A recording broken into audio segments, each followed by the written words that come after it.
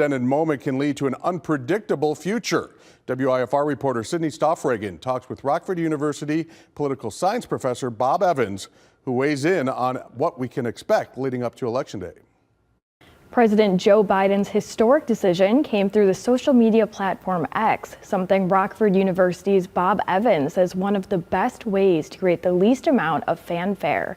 Time was running short. They needed to settle this. Political science professor Bob Evans says it is likely but not certain Kamala Harris will become the Democratic nominee following President Joe Biden's departure. He says this is the simplest way to transfer funds raised by the Biden-Harris campaign to any new candidate. It's natural to expect that it would be Vice President Harris, and almost all the pressures are pressures that would favor her. It's hard to imagine at this point the party turning to someone else. Evans believes the work for the Harris campaign is already underway. Since she has never been president, the American people will look for a running mate who balances the ticket.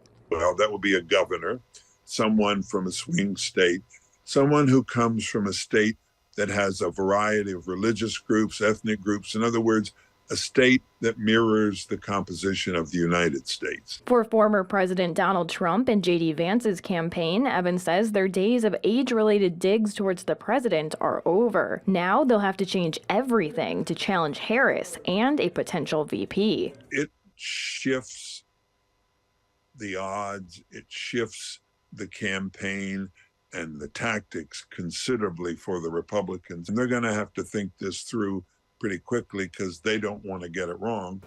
Evans says Biden's decision could be favorable for third-party candidate Robert Kennedy Jr. if voters look for an alternative to Donald Trump.